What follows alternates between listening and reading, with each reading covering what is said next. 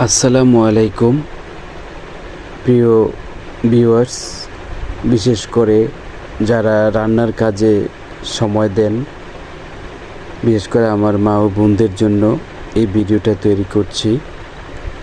আমার আজকের এই ভিডিওটা অত্যন্ত সতর্কতামূলক একটা ভিডিও, কারণ আজকে ভিডিওটা গ্যাস এবং গ্যাসের সিলিন্ডার ইত্যাদি ব্যবহারের উপর তৈরি করা হয়েছে।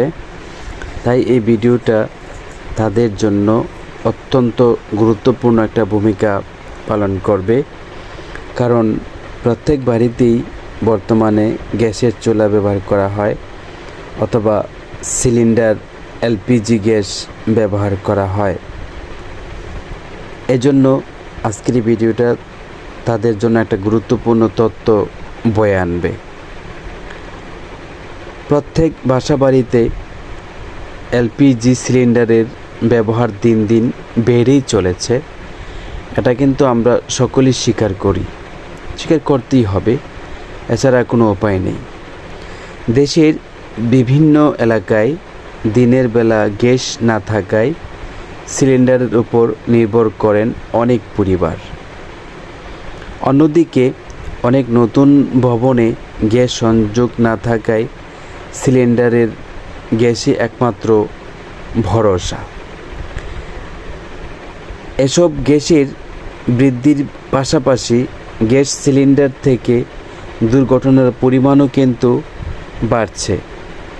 এই দুর্ঘটনা কিন্তু আমরা হরহামেশাই বিভিন্ন পত্রপত্রিকা, টিভি চ্যানেল এবং নিউজে দেখতে পাই। এই বিষয়টাই আমি আপনাদের কাছে আজকে তুলে ধরছি। দেশের বিভিন্ন জায়গায় প্রায় গ্যাস সিলিন্ডার বিস্ফোরণ ও অগ্নিকাণ্ডের খবর শোনা যাচ্ছে। সম্ভাব্য বিপদ এড়াতে সাবধানতার সঙ্গে গ্যাস সিলিন্ডার ব্যবহারের কোনো বিকল্প নেই। তবে অধিকাংশ ব্যবহারকারীর এসব বিষয়ে পর্যাপ্ত ধারণা থাকে না। অনেকে হয়তো গ্যাসের ব্যবহার সম্পর্কে মিতব্যয়ী, কিন্তু এটা আপনার অর্থ সাশ্রয় করবে, কিন্তু আপনার জীবন রক্ষা করতে পারবে না। তাই জীবন রক্ষার কৌশলটাও সাধারণত সকলকেই জানা উচিত। এ কারণে অনেকে গ্যাস সিলিন্ডারের সাধারণ ও ঝুঁকিপূর্ণ বিষয়গুলো এড়িয়ে যান। ধরুন, আপনি কোথাও বেড়াতে গিয়েছিলেন, কোনো একটা অনুষ্ঠানে গিয়েছিলেন, অথবা অনেকক্ষণ চুলার ধারে কাছেও ছিলেন না, ঘুরতে গিয়েছিলেন। এই সুযোগে আপনার বাড়ির গ্যাসের চুলায় অথবা সিলিন্ডারে কিছু একটা সমস্যা হচ্ছিল। এসে দেখলেন বাড়ির আশেপাশে গ্যাসের কিছুটা গন্ধ পাওয়া যাচ্ছিল। আপনি বুঝতে পেরেছিলেন যে এটা গ্যাসের গন্ধ, তাই আপনি সেটা সন্ধান করছিলেন। তাই রান্নাঘরে গিয়ে তীব্র গ্যাসের গন্ধ শনাক্ত করলেন।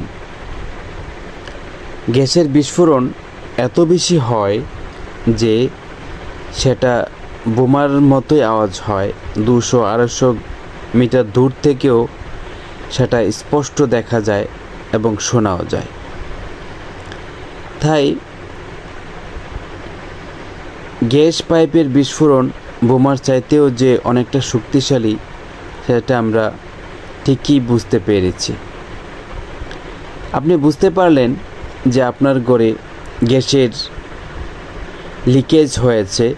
এজন্য আপনার ঘর, রান্নাঘর অথবা আপনার পাশের শোবার ঘর, gas room, drawing room, dining room কিছুটা গ্যাসের গন্ধ ছড়িয়ে পড়েছে।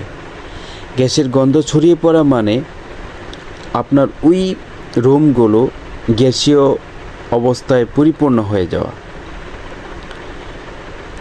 এমতো অবস্থায় আপনার বাসার গ্যাসের গন্ধ পেলে সাবধানে ঘরের দরজা, জানালা ওগুলো খুলে দিবেন, যাতে গ্যাস দ্রুত দরজা এবং জানালা দিয়ে বের হয়ে যায়। এ অবস্থায় বৈদ্যুতিক বাতি জ্বালাবেন না, ফ্রিজ খুলবেন না এবং কিচেনের ফ্যানও চালু করবেন না। এগুলোতে থাকা চার্জিত ইলেকট্রন, স্পার্ক মানে আগুনের ফুলকি, ওই যে আপনার রুমে গ্যাসীয় পদার্থ থাকে ওগুলো ফুলকি তৈরি করে। আগুনের ফুলকির কারণে ভয়াবহ বিস্ফোরণ ঘটে যেতে পারে, প্রাণহানি এখানেই হয়ে যায়, এমনকি পুরো পরিবারও মৃত্যুর মুখোমুখি হতে হয়। অবস্থায় পারলে মেইন সুইচ অফ করে দেবেন। আপনার এই বিষয়গুলো একা পড়া বা জানা কখনোই ঠিক নয়। যতটা সম্ভব প্রকাশ করবেন, বন্ধুবান্ধবকে জানিয়ে দেবেন, পাড়া প্রতিবেশীকে জানিয়ে দেবেন। আশা করি অনেকে এই বিষয়টি বুঝতে পেরেছেন, নিজে অবগত হবেন, অন্যকে অবগত করবেন। আমার এই ভিডিওটা যদি আপনাদের কিছুটা উপকারে আসে তাহলে আমার সঞ্জয় টিভিকে লাইক, কমেন্ট এবং সাবস্ক্রাইব করে পাশে থাকবেন এরকম আরও সুন্দর সুন্দর ভিডিও পাওয়ার জন্য। আজকে এ পর্যন্তই। খোদা হাফেজ।